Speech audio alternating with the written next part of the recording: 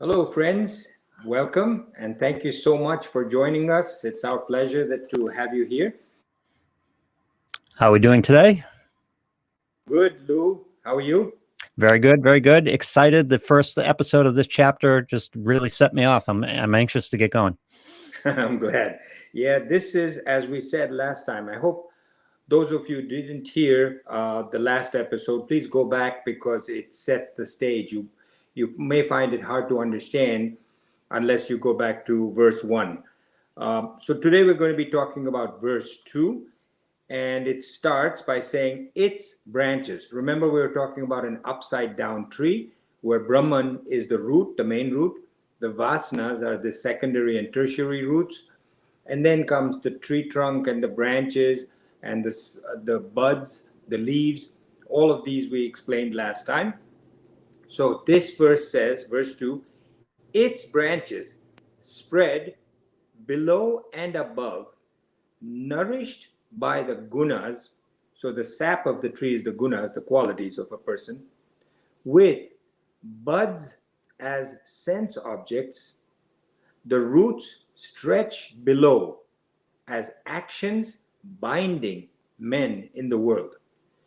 So, as we've discussed many times before, these verses in the Gita and the Upanishads are sometimes very vague and hard to understand, especially as you get deeper into the subject. So I'm going to break this down. I'm going to break it down into just 4 points out of this verse. There's probably many more. But the first point I want to break down into is where it says, stretch below as actions binding men in the world. What exactly, we've heard this term many times before, binding you to the world. What does that mean? So, what binding men to the world means is if you look at your own mind, your own intellect, we really may think that we have complete control over our mind or our intellect. We don't. For example, if I said to you or said to myself, be happy, you can't. Your happiness cannot be brought on by yourself. So, what is it that makes you happy? Something outside of you. So, you're bound to that outside. How? Very important to understand this because binding comes up all the times, and there's many different kinds of bindings that we've talked about. So, you have no control over your mind. I have no control over my mind or our happiness or many things. Why? Because your vasanas, your desires, overpower you. They're so strong. You basically say, your vasanas say, I want this, I want that, I want this to happen, I want that to happen. Essentially, what you're saying is, if I get this because I want it, if I get this, I'll be happy, right? If I don't get this, I won't be happy, which means that your happiness is dependent upon that thing that you want. If you get that, you'll be happy. If you don't get it, you won't be happy. So your happiness is totally dependent on that. So if that's a little difficult to comprehend, think about another person. If she loves me, then I'll be happy. If she doesn't love me, I won't be happy. And you can take these emotions and spread it to many different kinds of things. But in other words, your happiness is dependent on the she who is going to make you happy by loving you or not loving you. Your happiness is not in your control. You are, as they say in the Gita and the Upanishads, you are bound to her for your happiness. You are bound to that object that you said, if I get that, I'll be happy. So who decides whether you'll be happy or not? You are so bound that sometimes you don't even realize how much you're bound to this outside objects or outside events or what it goes. So what it says is the roots stretch below as actions binding men in the world. So the roots are the vasanas, as we said. The branches are the actions, and you're bound to the world with this. So think to yourself, you say, if I were a beautiful princess, born in a royal family, surrounded by kings and princes and footmen and all of that, and I had all the money in the world, I'd be very happy, right? But we know that when Princess Diana went from being a commoner, all these exact facets were happened. She wasn't happy. Look at Harry and Meghan. They were not happy. So you may think, if I were in the royal family, if I were a king, if I had lots of money, if I was pretty, if I was beautiful, if I had a great husband, if I had all the power in the world, I'd be happy. We've seen time and time again that that doesn't happen. Look at President Trump, ex-President Trump. He said, I'm so unhappy that I got into this position. I was much happier before I became president, he says. So he's got billions, but he's not happy. Putin, you may think he says he's the happiest man in the world or the richest man in the world, doesn't seem to be happy. I can go on, you can go on looking, and you see people that you think are extremely happy because of what they hankered for. You find that the happiness is not there. You think you're going to be bound to that happiness because of what you want. So you're bound, you're binding yourself to it, but it never makes you happy. We can go on, but there's three other things that we need to go on over here. So I will continue. The second thing it says is, as with buds as sense objects. So we talked about this last time. I will touch upon it briefly. If you find this of interest to you, you can go back and look at last episode. So the buds on this tree are considered to be sense objects. Why? Because, as I gave the example last time, if you are listening to my lecture right now and you love any vasanas, whatever your vasanas are, let's say chocolate, you love chocolate. You're not thinking of chocolate, or you weren't until I mentioned it just now.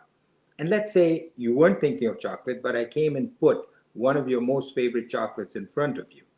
What happens? Your mind shifts from what I'm talking about now to that object that I've kept in front of you. That sense object now starts to draw out your vasanas, which were not there before. They were there.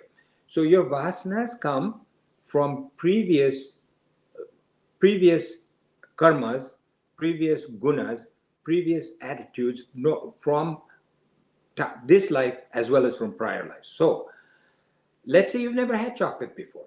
You don't know what it tastes like. I put a chocolate in front of you, it's not going to draw you because that sense object doesn't do anything to you. However, if you've had chocolate in previous lives, you notice, forget about chocolate, other things, you know, from a child, an infant that is born, some children show an affinity towards one thing, maybe spice or, something else. And other children stay away from it. They say I can't go near it. I don't like it. The scriptures say that comes from previous vrittis, memories that are carved into our vasanas, our gunas, when we transfer from one life to another. So these sense objects, these buds, draw out the sense objects if in fact those sense objects are attractive to you from either this life or previous life. If they're not attractive to you, it's not going to do anything. You might even find it repulsive.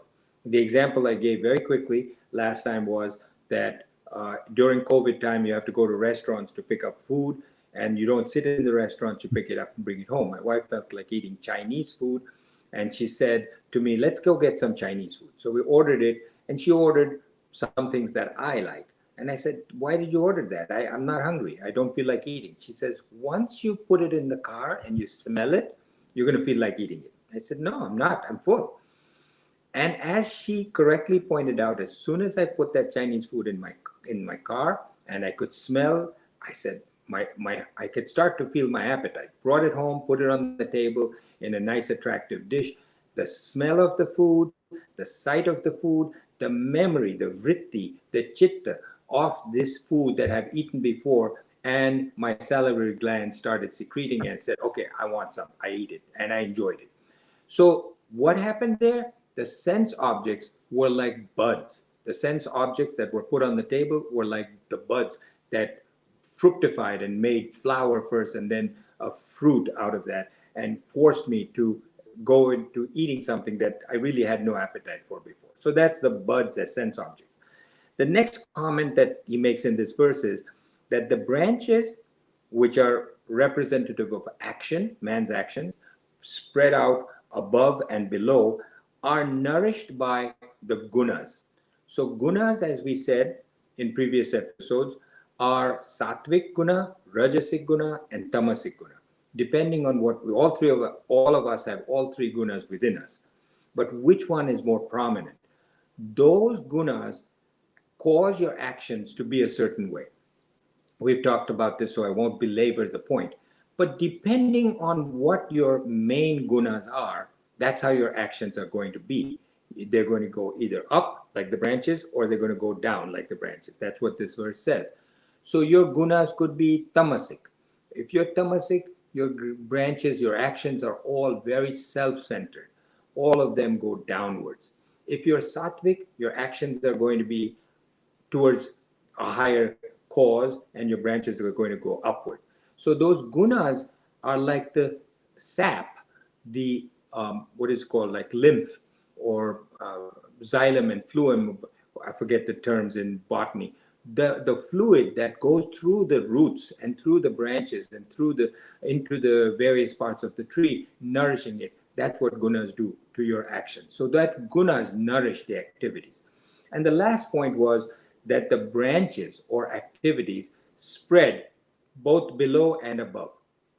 So our actions, let me back up. Vasanas produce thoughts. Once you have a thought, the thought alights on an action. Thoughts alights on an object or something to do. So let's say I have a thought about money, and I have a vasana for money, and I'm working in a bank, and I have a thought about the money that's lying next to me. If I move my thoughts away from it quickly and I don't think about it more, that's one thing. But if I keep thinking about it, those thoughts, a number of thoughts going towards that pile of money, now becomes an attachment.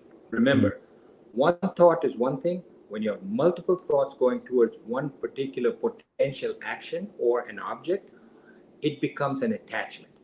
That attachment, if it continues, it becomes a wide stream of thought, becomes a desire. Multiple desires towards the same action or desired course of action or object becomes an obsession. So this is a flow for all of us, no question about it. It's known, the scriptures describe it, you can prove it. So you have a vasana for something, and then you have a thought, then it becomes a desire, and then the desire goes into action. You do something, you fulfill your sense organs, and you fulfill your desire. Now, when you have fulfilled your desire, now I'm shifting metaphors, I'm switching to a different desire of eating Chinese food. At the time I eat it the first time, let's say, my sense organs start going bling, bling, bling, because they say, wow, that food was delicious, right? Never had Chinese food before. Oh my goodness, wow, that was great. It remembers, it carves it into your vritti and carves it into your memory in big block letters. I like that. Okay, now it has become a desire again. Now that you had a thought, you had a desire, you said, let me go and try this Chinese food in this Chinese restaurant. Everybody talks about it. Now that action of going in there produces another desire, a firmer, stronger desire to go eat that food again. So the vasanas keep pumping out the thought to say, let me go back to that restaurant and order that stuff that I ordered last time. It was delicious. Now you go back. Two things happen, could happen. One is he produces the same dish and it tastes just as good as it did last time. And you eat it, what happens? You get satisfied and you again, bling, bling, bling, and you say, wow, that was just as good as the first time. So that's one course of action. And it produces more desires again. Why? Because you're going downwards. The tamasic qualities of your self-centered desires are producing more and more actions, are producing more desires. Second possible course of action is that he produces the dish, and for any reason it does not satisfy you the way it satisfied you the first time. Either the cook was different, the food is different, or your expectations are too high, or you're not as hungry. Many different reasons why it does not cause that reaction within you. Now, Right. what happens is you are not satisfied with this meal, and you have a desire that is greater because you say, it wasn't as good the second time as it was the first time. I want to go back and try it again because I want that same experience as I had the first time. So, either way, the downward desire produces actions that cause further desire. So you get caught, you get bound in this constant going back and forth, as opposed to upward desires. Now, when you do sattvic desires, your desire is to do something, but it is for a sattvic cause, a higher cause.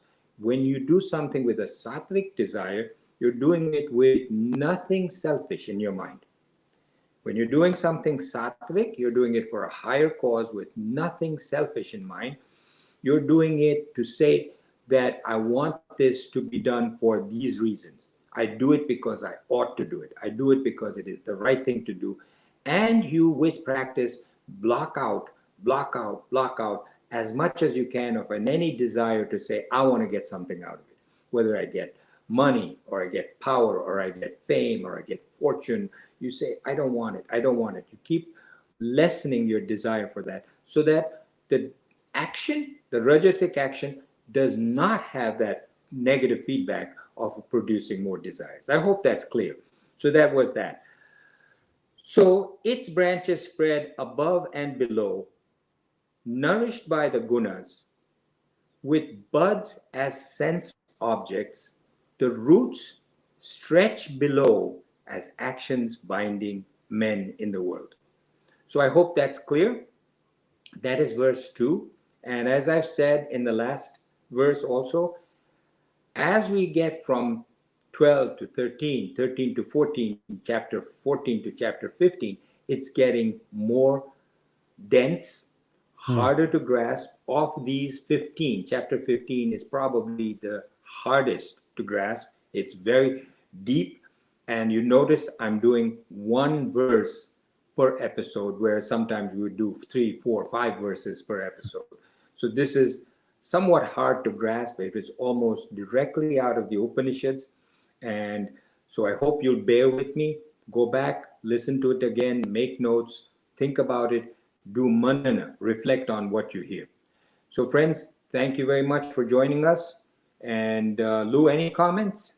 No, I just want to make sure everybody goes to, if they're on Facebook, they know that they have audio only podcasts that are available on Apple Podcasts, Google Podcasts, Spotify. If you're on those, there is a Facebook page, Gita Memoirs of a Psychiatrist, where you find videos and you can make comments there as well. Also, you can email us at Gita Memoirs of a Psychiatrist, if you at gmail.com. Gita Memoirs of a Psychiatrist at gmail.com. I'm just interested. I'm riding along with this. I'm interested still in why the tree is upside down and how this all connects. And you just connected the same thing above and below and the connection to the earth. It's all really fascinating. I'm just waiting for the puzzle to come together. Okay, Lou, thanks so much. Friends, I will see you in our next episode.